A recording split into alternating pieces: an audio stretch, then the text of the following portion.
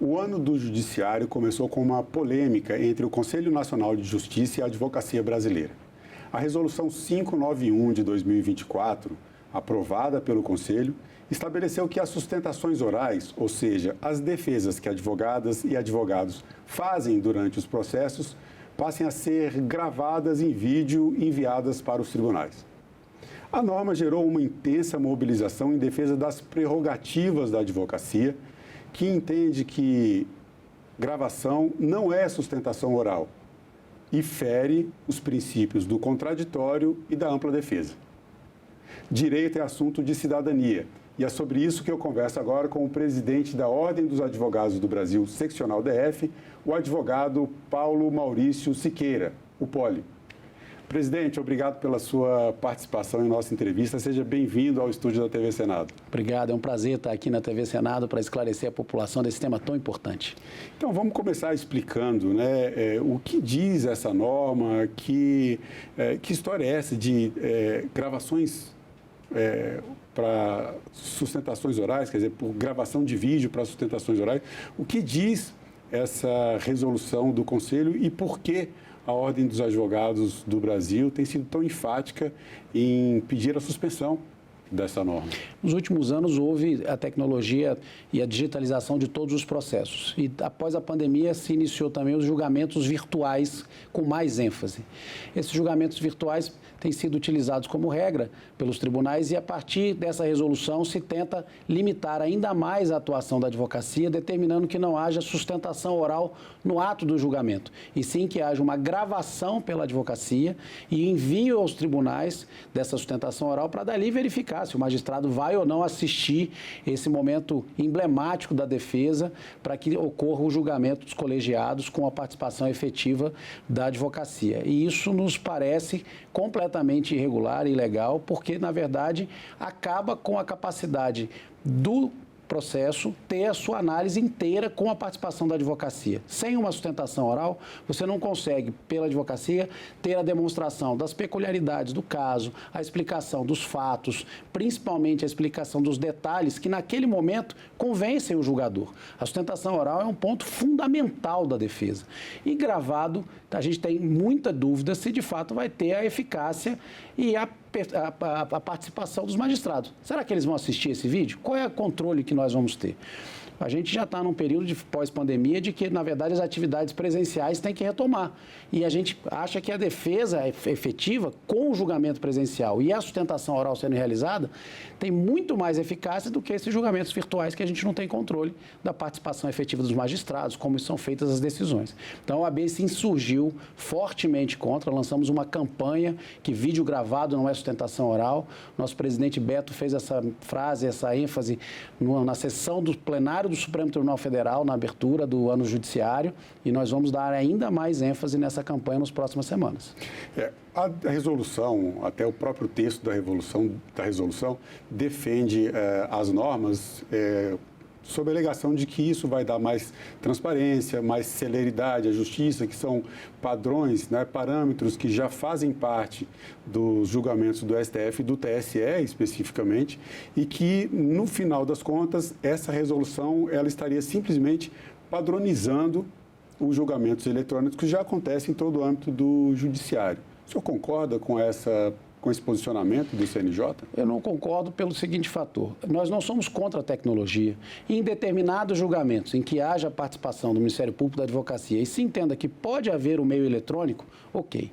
O problema é que essa resolução padroniza que vai ser só eletrônico e determina que só será presencial se o relator do caso assim decidir e entender que poderia haver esse destaque, ou o relator ou o integrante da turma. Ou seja, se inverte o polo. O que é para ser uma exceção de ser eletrônico, quando é um caso mais comum, um caso repetido, quando você tem ali uma necessidade menor de participação efetiva, era para ser exceção, vai se tornar a regra. Todos os julgamentos passariam a ser eletrônicos, nós não teríamos mais a participação da advocacia presencial para defender da tribuna com a verve necessária os pontos de destaque num julgamento, E nós entendemos que isso fere o direito de defesa. Nós passaríamos a ter um judiciário todo fechado, realizando julgamentos virtuais sem a participação da população, da advocacia, que é a voz da população.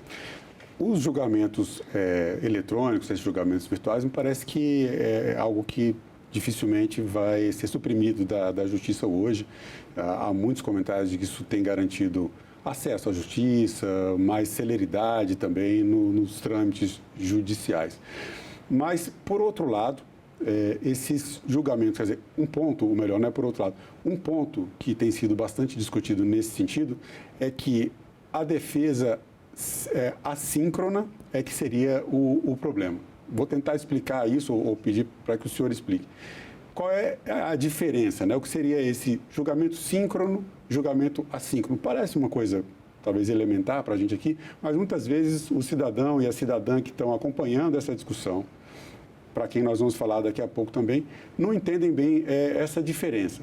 Então, o julgamento virtual síncrono, com a defesa, com a sustentação oral ali feita durante uma audiência que todos estão participando, isso também é objeto de recusa, né? Ou então de resistência por parte da Ordem dos Advogados, ou somente nos casos em que a sustentação oral seja gravada, enviada para uma possível, né, análise dos juízes? A nossa preocupação é que não se transforme em regra a exceção de você permitir que hajam julgamentos eletrônicos. Como eu disse, a OAB não é contrária à tecnologia. E em situações de julgamentos em massa, casos repetidos, situações que já têm precedentes pré-determinados, o julgamento eletrônico nos auxilia e todos queremos a celeridade da justiça. A celeridade da justiça é um objetivo da sociedade, da advocacia. Ninguém quer um judiciário lento, um judiciário que não funcione. Mas a celeridade não pode significar falta de acesso à justiça. Você ter julgamentos de casos emblemáticos em portas fechadas, sem a advocacia poder fazer a intervenção necessária durante o julgamento. Bom, quando você está numa sessão, se você tem ali uma questão de fato ou um ponto apresentado que diverge do que está nos autos, o advogado vai à tribuna e fala, questão de ordem. Excelência, me permita uma questão de ordem. E aí nós vamos e apresentamos esses questionamentos durante o julgamento. Quem assiste os julgamentos na TV Justiça percebe muito isso acontecer. Com o julgamento eletrônico e com o vídeo gravado de uma sustentação oral, obviamente isso não vai poder nunca mais se dar da forma que hoje a gente exige que continue, porque você precisa ter a participação da advocacia durante o julgamento. E essa é a nossa preocupação. Julgamento eletrônico, fechado, em que você tem gravado, votos ali lançados sem você saber nem o conteúdo, isso fere o direito de defesa. E quem sai prejudicado, no final das contas, não é só a advocacia, é a cidadania, é a sociedade. Nós precisamos ter o julgamento às claras. E da forma com que foi pensado na resolução, se aplicado de forma equivocada, nós teremos julgamentos de portas fechadas, o que é inadmissível no século XXI no Brasil. O senhor mencionou a cidadania e as pessoas que, no final dos contos, são os jurisdicionados, né?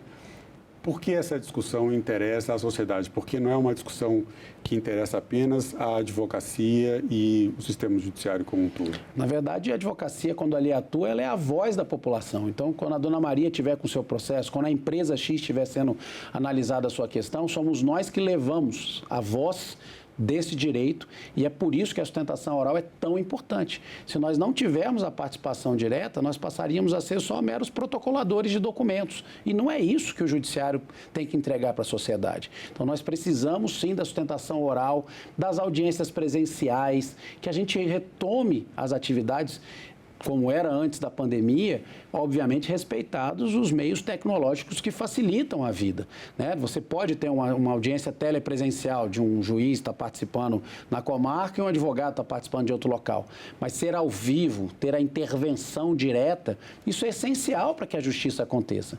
E eu tenho muita preocupação que hoje seja sustentação oral, amanhã numa audiência de instrução se determine que a gente mande as perguntas gravadas, e aí você começa a ter cada vez mais o julgamento fechado, sem a participação da sociedade. Isso é inadmissível. Eu ia um pouco além desse ponto, já refletindo um pouco ao ler toda essa polêmica, apurar as informações a respeito desse assunto.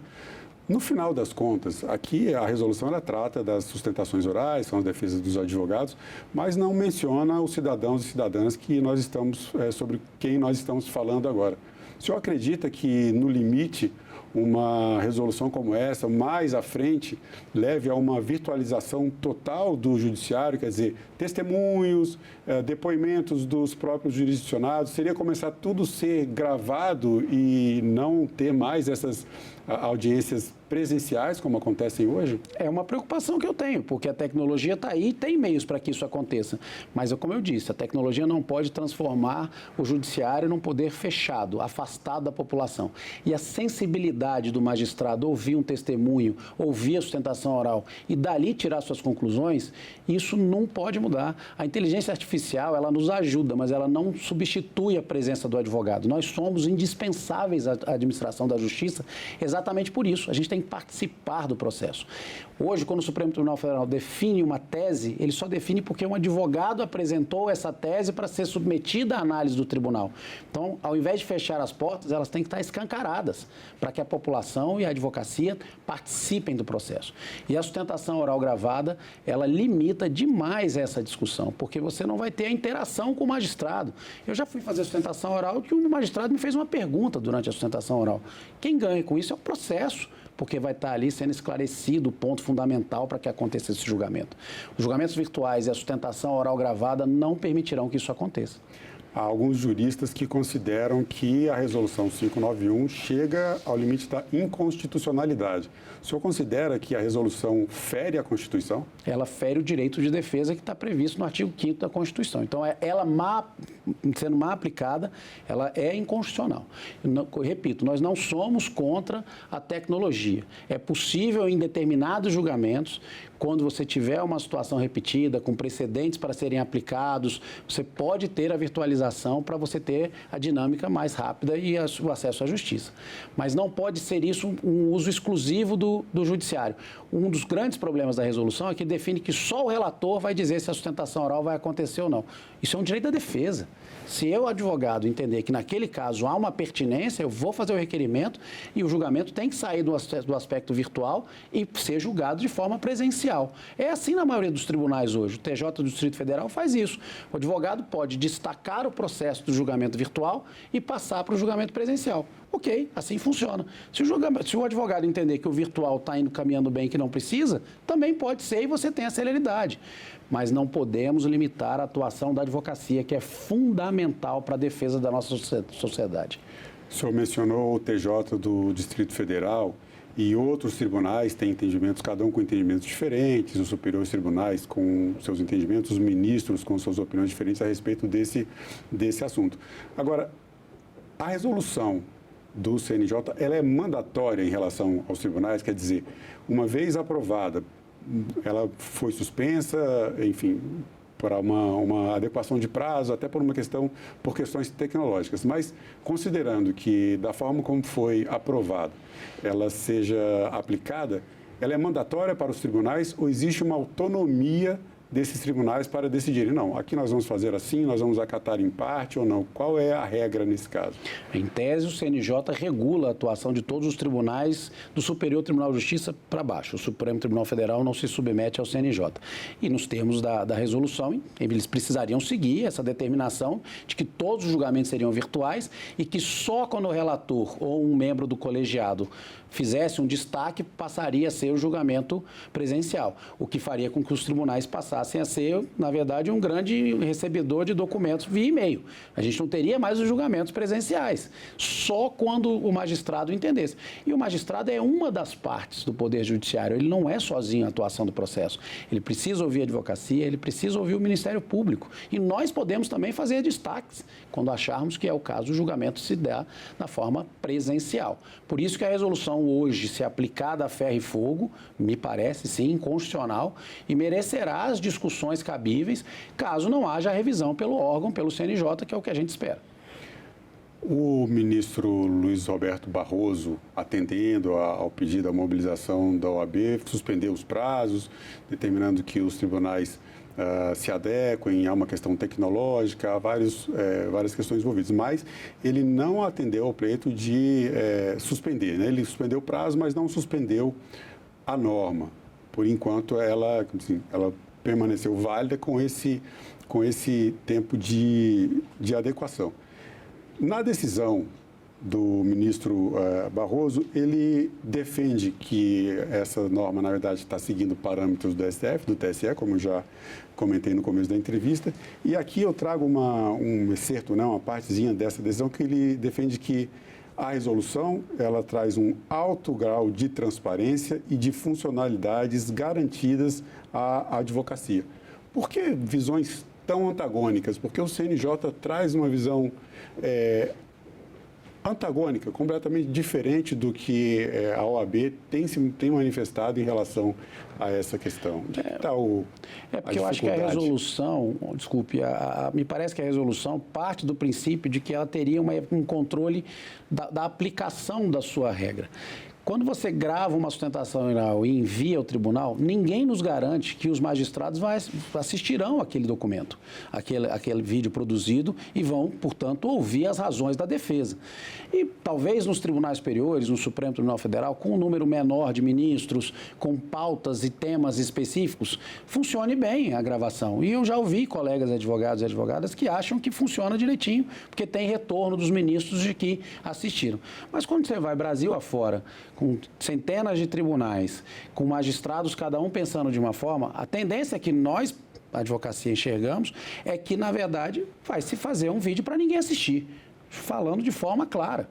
A gente não vai ter a defesa sendo ouvida durante os julgamentos em boa parte dos processos, com a justificativa de volume, com justificativas mais díspares possíveis, mas que para nós não importa, porque nós temos o direito de defesa, a população tem que ser defendida nos tribunais. E a sustentação oral é ponto fundamental disso. É uma prerrogativa, não só da advocacia, é prerrogativa da sociedade falar no tribunal.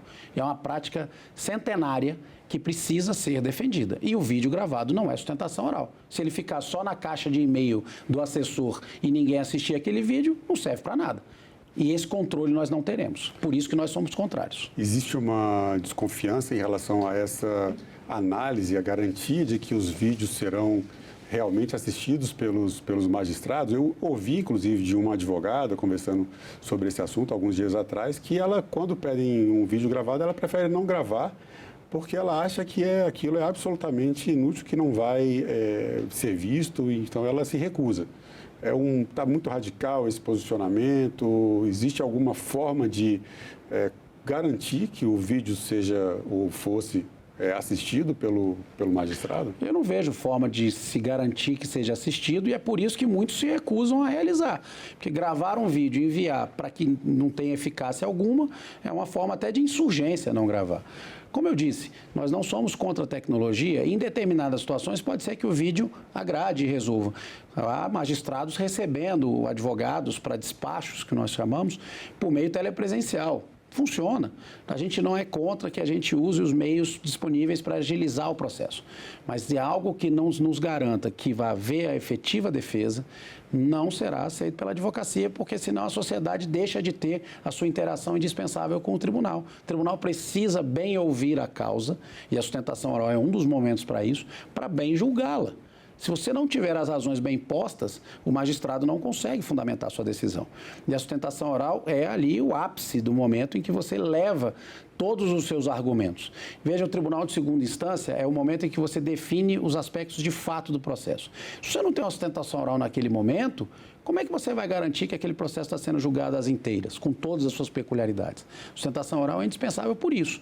E o vídeo gravado não nos traz segurança. Pode ficar numa caixa de e-mail, como eu disse, e ninguém assistir e o julgamento ser julgado, ser realizado sem ser atida a especificidade do caso.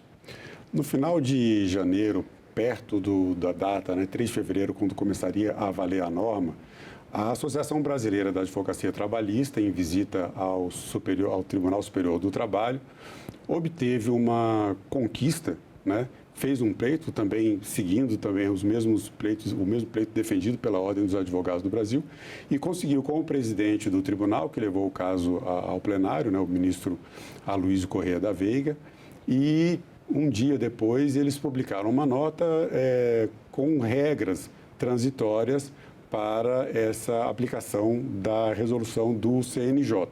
E o Tribunal Superior do Trabalho garantiu que, nos casos de pedidos de sustentação oral pela advocacia, os julgamentos passem diretamente para o presencial.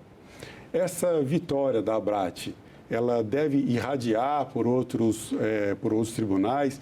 A via da negociação política, nesse caso, tem mais efeito do que a mobilização pelas redes sociais, pelos meios de comunicação? Como é que o senhor vê essa decisão do TST? Na verdade, o que o TST está fazendo é o que vários outros tribunais já realizam. O Tribunal de Justiça do Distrito Federal também tem uma regra que, quando o advogado destaca, sai do virtual e vai para o presencial. O Tribunal de Justiça de Goiás também soltou uma nota indicando que não tinha condições de realizar a aplicação da resolução como posta. E esse é um ponto interessante também. Muitos dos tribunais brasileiros não têm nem meios para realizar isso ainda, porque você tem que dispor de equipamento tecnológico, sistema, uma série de coisas. E a gente tem aqui Projude, PJE, vários sistemas que a funcionalidade divergem e que talvez nem estejam preparados para aplicar essa regra da sustentação oral virtual. Mas o que o TST sinalizou, como em outros tribunais, é a sensibilidade de que a advocacia precisa participar. O ministro Aloysio, já tínhamos conversado com ele antes, eu estive com o ministro Aloysio há uns 15 dias atrás, já preocupado com isso, a Abrat também fez essa reunião, e vários outros tribunais têm se mostrado sensíveis ao ponto de que não pode ser 100% virtual. O grande problema da regra do CNJ é que ele transforma o processo 100% virtual e excepciona a sustentação oral presencial, o que tinha que ser exatamente o inverso. A sustentação oral presencial é a regra e a exceção, desde que o caso esteja dos critérios, como eu disse, de precedentes, de casos em volume, passa a se usar o virtual. Nós temos que voltar para a vida presencial. Tem que acabar. A virtualização geral não é benéfica. A vida acontece no meio concreto. Não é em meio virtual tudo isso. Então, a gente defende a sustentação oral presencial por esses aspectos. A norma do CNJ tem aspectos positivos na visão da Ordem dos Advogados do Brasil? Tem méritos, tem pontos que são louváveis ou que o senhor entende que fazem bem aos objetivos que são colocados nas considerações iniciais da resolução, de transparência, publicidade, celeridade da justiça e padronização dos julgamentos eletrônicos? Sem dúvida. A norma não é de todo ilegal, não é de toda desprezível no sentido de mostrar que precisa haver uma normatização. O que ela não pode é ser restritiva. Ela regulamenta, mas determina como tem que haver o acesso à justiça de forma ampla, conforme determina a Constituição. E, aliás, acho que em determinados temas, o Legislativo deveria atuar, e nada melhor do que na TV do Senado a gente tratar desse aspecto, porque muitos pontos que são colocados pelo CNJ, não só nessa resolução como em outras, na verdade, atentam contra o Código de Processo Civil, o Código de Processo Penal. E para mudar lei, é só o Legislativo, né? Aquela discussão que houve se o regimento interno do Supremo prevalece sobre lei, essa discussão toda, é o Legislativo o campo adequado para definir quais são as regras de processo que a gente quer no Brasil. Você não pode ter um CPC do Tribunal de Justiça do DF e um CPC do Tribunal de Justiça do Piauí. O CPC é um código para regular o Brasil inteiro. Então, o Legislativo precisa assumir o protagonismo desses temas e determinar que processo nós queremos no Brasil. Nós queremos celeridade, mas nós queremos direito de defesa. Então, a gente precisa chamar o Legislativo para esse tema e aí, com isso, sim, regular em nível nacional e seguro essas discussões de como vão acontecer os julgamentos virtuais. Há quem defenda uma proposta de emenda à Constituição, o senhor está falando no âmbito do Legislativo, uma proposta de emenda à Constituição para regulamentar de vez e garantir a sustentação oral, presencial, quer dizer, nos moldes em que defende hoje a Ordem dos Advogados do Brasil. O senhor entende que esse seria o caminho? Não só entendo, como estamos trabalhando nisso. Já há uma proposta de emenda constitucional elaborada pelo Conselho Federal da Ordem, tramitando no Congresso Nacional, para que tenhamos a sustentação oral mais bem definida no sistema normativo brasileiro e que seja a regra, como eu disse, não a exceção é presencial. E o Congresso Nacional precisa assumir esse protagonismo, porque aí sim nós vamos ter a pacificação do tema. O CNJ é um órgão importantíssimo, nos ajudou muito a transformar o judiciário de uma visão global e nacional, diferente do que era antes da sua existência, que você tinha verdadeiras ilhas. 27 ilhas nos tribunais de justiça, mas TRTs e vários tribunais fazendo a aplicação como bem quisesse do seu regimento interno. Hoje é importante ter esse normativo nacional, mas dentro da limitação de competência de regulamentação, de normatização, de criar leis no Brasil, só quem cria é o Legislativo, e a gente pede encarecidamente que o Congresso Nacional nos auxilie nesse tema. Bom, eu falei no começo da entrevista, nós estamos discutindo aqui questões basilares do direito. E direito é assunto de cidadania. Agora eu pergunto para o senhor, na sua opinião, o que é cidadania? Cidadania é a gente fazer com que a Constituição prevaleça e valha para todos, em todos os locais do Brasil, que os direitos fundamentais sejam respeitados, que principalmente o direito de defesa, as prerrogativas da advocacia, que na verdade é a prerrogativa do cidadão, seja respeitada. Sem isso, nós nunca teremos a cidadania implementada e não é à toa que nós chamamos a Constituição de Constituição Cidadã, porque ali é que vem todos os direitos dos cidadãos brasileiros e é isso que a advocacia defende. Nós vamos fazer a aplicação dela. Bom, presidente Paulo Maurício Siqueira, o Poli, muito obrigado pelo seu tempo e por essa entrevista. Obrigado, foi uma honra. E eu agradeço também a você que acompanha a programação da TV Senado. Assine o canal da TV Senado no YouTube, ative as notificações e acompanhe toda a produção do Poder Legislativo diretamente da fonte. Na TV Senado, democracia todo dia.